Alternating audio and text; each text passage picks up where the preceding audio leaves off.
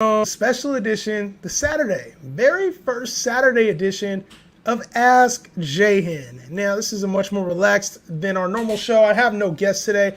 I'll be answering all questions that have come in using the hashtag AskJahan with a 3 instead of an E. This is the Justin Henry Show, mailbag edition.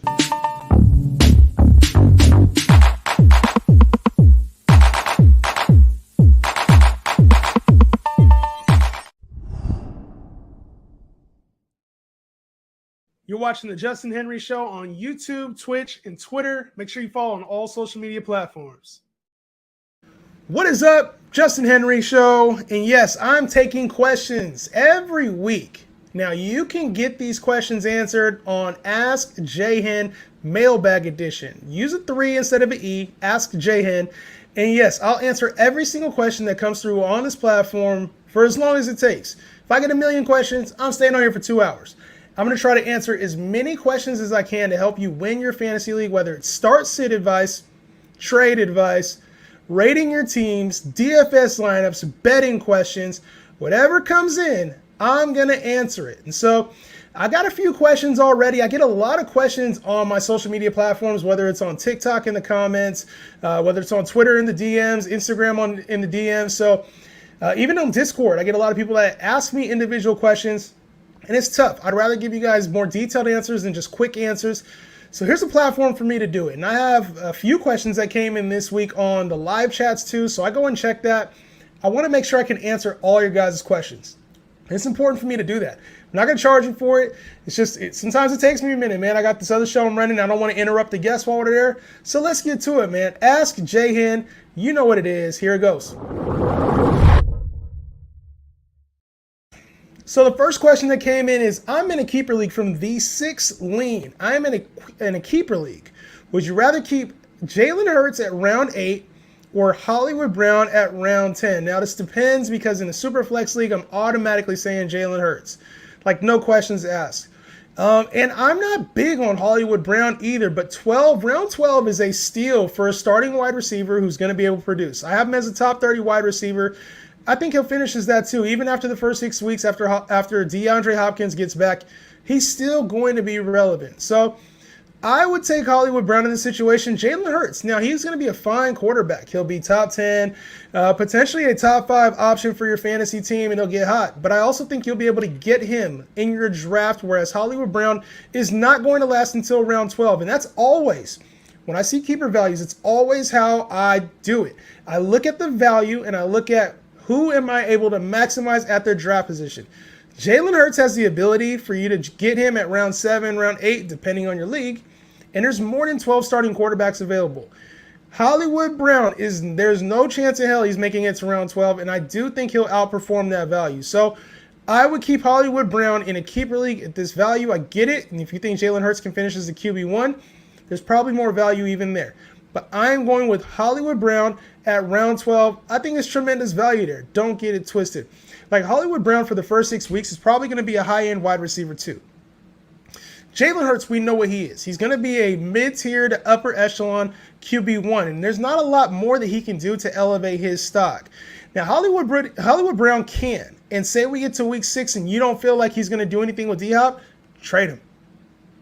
Trade him. There's somebody else in your league who believes in Hollywood Brown more than you do. I promise you that, especially if you're asking if you should keep him. But the main thing I look for in keepers is value. Who, for sure, if they blew up, would you never be able to get that value again? Because keeper leagues typically keep year to year. So unless it's a one-season keeper league where you can only keep him at that value for a year, I would lock in Hollywood Brown. I think he has a very good chance at outproducing that for the next 2 to 3 seasons. Very good question. Next up from Sebastian. Shout out to Sebastian. Full PPR. Javonte Williams and Amon-Ra St. Brown for Keenan Allen and Devin Singletary. Who wins this trade? Now, normally, my thing is whoever gets the best player typically wins. Javonte is the best player in this deal. Running back, I think Keenan Allen, even in PPR leagues, Keenan Allen's going to be stout, but Javonte is still going to have a role. He's going to be dynamic, and he's the better value. So for me, you're getting Javonte over Keenan for the value. You're getting Amon-Ra St. Brown over Devin Singletary for the value. It's a clear win for Javonte and Amon-Ra St. Brown. Now I get it. Keenan Allen is not as far off as everybody thinks. Everybody thinks he's going to have this downturn. He's going to have this bad season. He's 30 years old. He can't keep it up. I'm here to tell you that's not true. Keenan Allen will hold value. Like, he has the ability to hold value and be a strong PPR asset. 100 catches, 1,000 yards, 6 touchdowns. We know what his floor is, and there's potential for more. So don't let that scare you. Okay? Amon-Ra St. Brown is a lot of hype. He'll be good. He may not be as good as the hype, but he's going to be a solid player for your fantasy team. Now, Javonte Williams is a starting running back. Devin Singletary is on his way out to Buffalo. He could have a decent year, but nowhere near Javonte. I think you take this deal. Javonte Williams, Amon-Ra St. Brown. I don't think it's really close at all. That's the side that wins. Millie Mills came on. He said, what's up, fellas? Obviously, we're in the middle of a podcast. If you catch us in the middle of a podcast, if I have a guest on, there's this high probability that I'm probably in the middle of a conversation, won't be able to take your question directly. You can still ask you in the chat. I'll check the chat and try to get back to him using the hashtag AskJhen with a 3 instead of an E on Twitter. Follow me on Twitter. Ask the question on the hashtag. I will check the hashtag, and 1,000%, like I'm doing with this question, 1,000% will answer the question. So Millie Mills said, what's up, fellas? I took Julio Jones in the 11th round. Is that a reach or no? Now, Julio Jones is going outside of the top 150 players, like every single draft I've been in. And the 11th round, if you're in a 10-team league, is about pick 110. If you're in a 12-team league, that's closer to pick 140, pick 150. So it depends. In a 10-team league or an 8-team league, that might be a little bit too high. In a 12-team league now, that is a very strong position to take Julio Jones, and I think it's a good value. Julio Jones is going to take on some of those targets that Rob Gronkowski had, that Antonio Brown had. He's going to have value. I'm not saying he's going to be either one of those guys, but there's a lot of room for targets, and Russell Gage can't take them all. If Chris Godwin is anywhere near banged up as they're making it seem, he might be slow to start the season, Julio's going to play a role. Tom Brady has talked about how he loves Julio Jones, and he's called him, quote unquote, when you have an elite receiver, you got to get him the ball. We've seen him being used in the red zone. We've seen him being used all over the place in training camp. I think there's a lot more to this Julio Jones thing than people think. He was productive in Tennessee. He had a role. There were some games where we saw the old flashes, and it's not like just 2 years removed from Atlanta. He's just trash. So Julio Jones, to me, 11th round, I think we can see a little bit of a resurgence like we did with Antonio Brown his first year in Tampa. There was a lot of people that called Antonio Brown washed up. He was going in the same round, outside the top 100, probably closer to top 150. And guess what? He outperformed that value and turned instantly into a wide receiver 3. Now, where Julio Jones isn't Antonio Brown, receptions, yardage. He's going to be a little bit more inconsistent. Where he's way better than Antonio Brown is going to be the red zone. And this team desperately needs another red zone threat outside of Mike Evans. Chris Godwin will be there, but they need Julio Brown to replace that Rob Gronkowski efficiency in the red zone. So will Julio Jones be the savior for your team? I doubt it. But at pick in the 11th round, you've already got all your starters. You're probably working on depth. If you've got a few flex options, he could potentially be a starter for you at sometimes. You may need to rely on him. That is good value. I think if you don't have another 3 receivers, 4 receivers ahead of him, there's probably better options. So don't go reaching on Julio Jones, but know that there's potential for him to significantly, like I'm talking significantly, outplay his ADP, which is like in the 150 to 175 range, which is crazy for a future Hall of Famer. It's crazy. And Julio Jones, he's not going to be 1,500 yards. He's not going to be 15 touchdowns. But what he could be is like 800 yards to 1,000 yards. He could be 6 to 8 touchdowns. And guess what? Those numbers are wide receiver 3 numbers. Whether you want to believe it or not, those are back-end wide receiver 3 numbers. Maybe high-end wide receiver 4 at minimum. Either scenario, that's way better than round 11 where you're getting them. So Millie Mills, very good question. Julio on the 11th. I like the value there, bro. Next up, got Harry Wolf. Harry Wolf, huh? Wolves are hairy. So hairy wolf is kind of a redundant term, isn't it? But hairy wolf, I'm going to answer your question, man. He said, I got the third pick in a 10-man PPR league with 2 running backs, 2 wide receivers, 1 tight end, and 1 flex. Who do you think I should take? Now, typically when I look at these type of questions, it's always best player available. Who do you have on your list that's in that spot? I don't like reaching for players just because I'm scared somebody's going to take them. I also don't like, just taking players just for the namesake. It's your list. Now, this really depends on who you have. You're looking at Cooper Kupp. You're looking at Justin Jefferson in a PPR league. You're looking at Christian McCaffrey. You're looking at Jonathan Taylor. So you also have to know yourself. Are you going to take more wide receivers later? Are you going to take more running backs later? Are you risky? Can you take on as Christian McCaffrey? Are you going to trade him to the league mate who's going to win it all? Do you need a safety net in Jonathan Taylor? Or are you going to find some dead zone RBs that you really like? So you want to grab Justin Jefferson or Cooper Kupp? This 1000% on your playing style. And I haven't talked enough about this. Playing style matters. Like if I was a stock trader, it's tough for me to be all in on ETFs. It is. They're very safe. They pay a dividend. You got to wait 30 years. I'm going to try to find a stock with a little bit more risk, slightly more downside, and I'm not going to be mad if it doesn't turn out the way I want to. So you have to decide if Christian McCaffrey's staring at you at pick 3 and Jonathan Taylor staring at you at pick 3 or Justin Jefferson or Cooper Kupp, are you going to be mad at yourself because you didn't pick somebody else? So that's what I always refer back to, especially in a league like this. It's 10-man, so there's going to be deep positions. You start 2 wide receivers, 2 running backs, and a flex. I'd probably lean running back because you can only start 3 receivers in your league maximum. So I probably would lean running back, get some receivers later. Wide receivers pretty deep, but it all depends on you and your risk tolerance.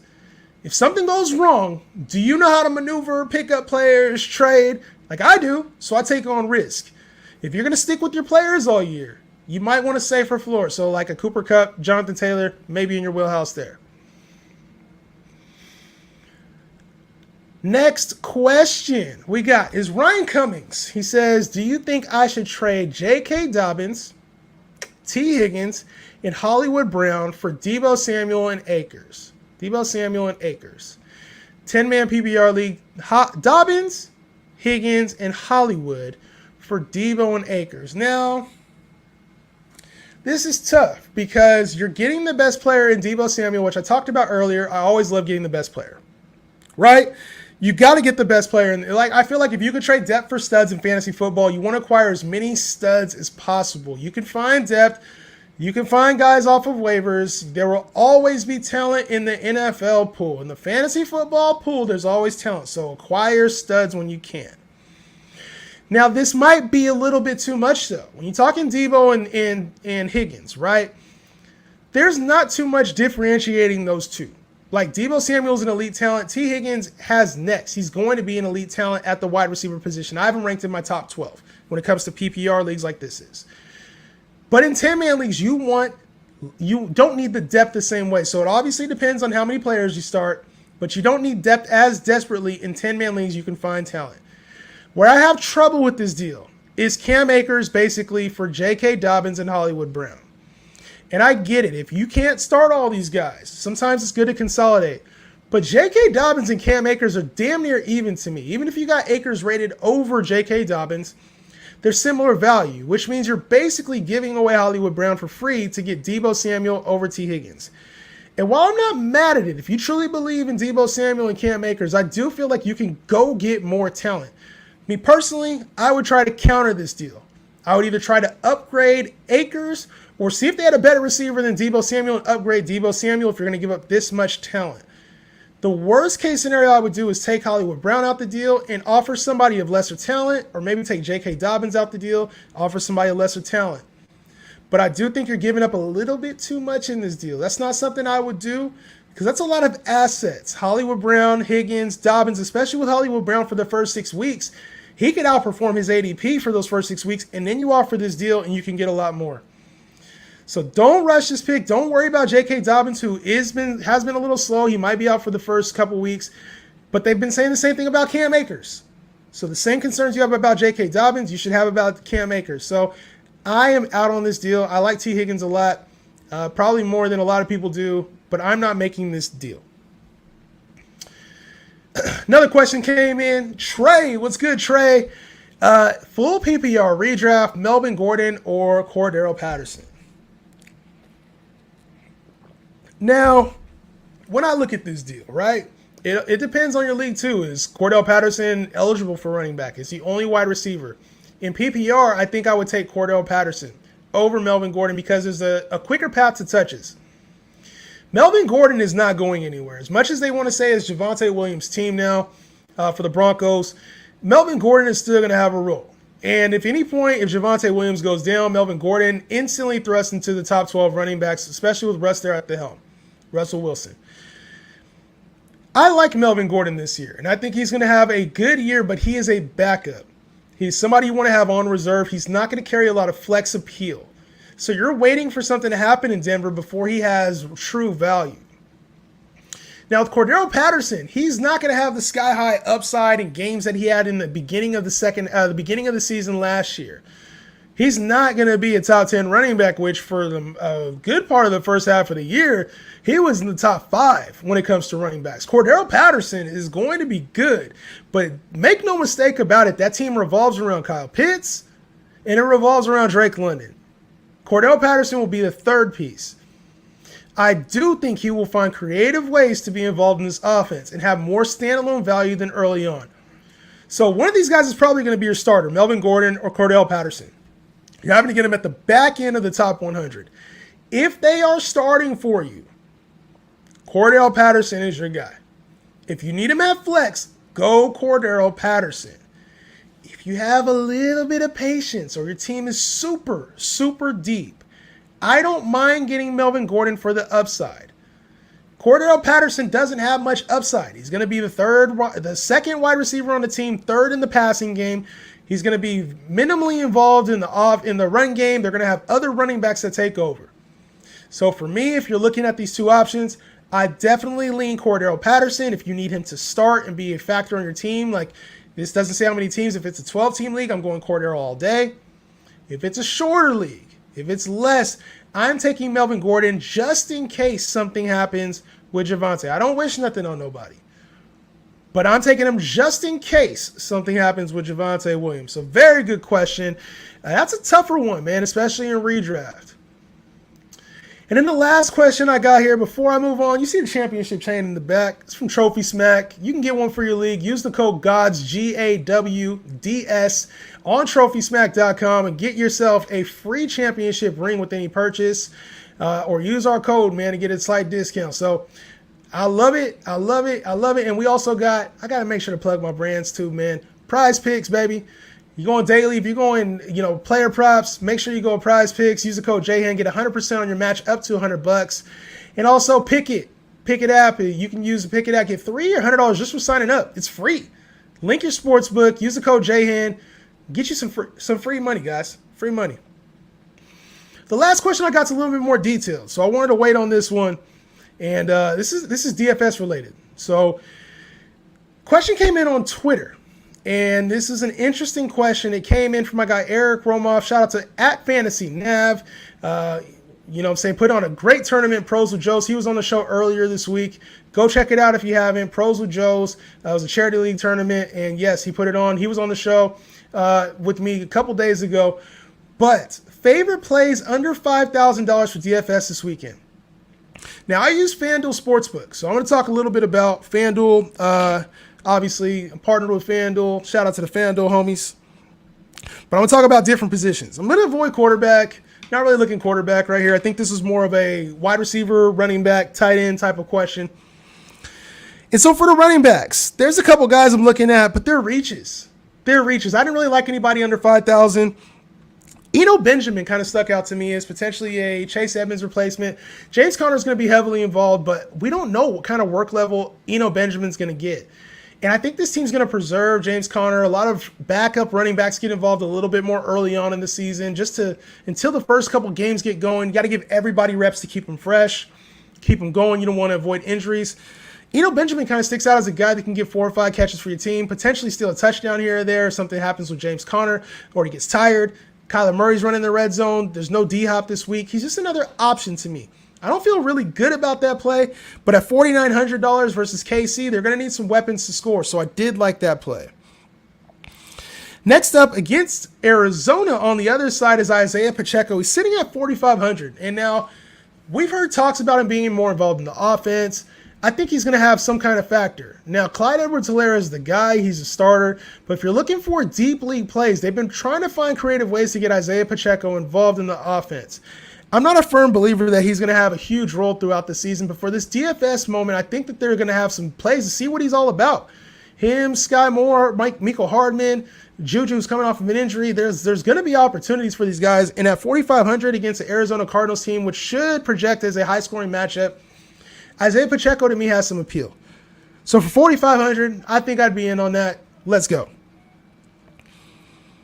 And the last one I'm looking at is at $4,500 for the Las Vegas Raiders. Now, this isn't Zamir White. This is Amir Abdullah, who they've talked of having the James White role. And coming out the gate playing in LA against the Chargers, against that pass rush, they're going to have some options. Derek Carr is going to need to check off. Now, Josh Jacobs has been the man for this team. Like, he's been the man for this team. But they brought in Josh McDaniels. And with Josh McDaniels, there's running back by committee. There's more people involved. And each running back has a role. So Josh Jacobs is probably more the short yardage, red zone guy. Amir Abdullah is taking on a lot of this passing game work. And I'm not saying he's going to go change the trajectory of any fantasy teams. But in DFS, if he had 3 to 4 catches with some carries on the ground, potential work in the red zone, that's a solid player, especially in PPR, DraftKings formats, in FanDuel half-point PPR. There's still some relevancy there. So 4,500, deep into that bag. Amir Abdullah got a little bit of appeal for me. So that does it for the running backs. I gave you 3 there. With wide receivers, I'll give you 4. Right? And let me show this question just so people know what I'm talking about. 4 favorite plays under 5,000. Now I'm going to cheat a little bit. These guys are right at 5,000. I got 2 players right at 5,000. The first one is Romeo Doubs against Minnesota. High-scoring matchup for sure. Will be a high-scoring matchup. And we need to see Allen Lazard take over as this wide receiver one. There's been a lot of talk about Romeo Doubs having a role in this team, and this team doesn't have a clear number 2. So if it turns out Twitter was right, the media was right, and Romeo Doubs has a more important role than just a low-end rookie wide receiver coming in the gate, and he actually has the trust of Aaron Rodgers, is going to make some plays like he did in the preseason, then fire him up. 5,000. 5,000 is not that much for Romeo Doubs. In an offense where we don't have a clear defined wide receiver one, I think Aaron Rodgers is going to go with the hot hand. Aaron Jones and A.J. Dillon are going to be fine, of course.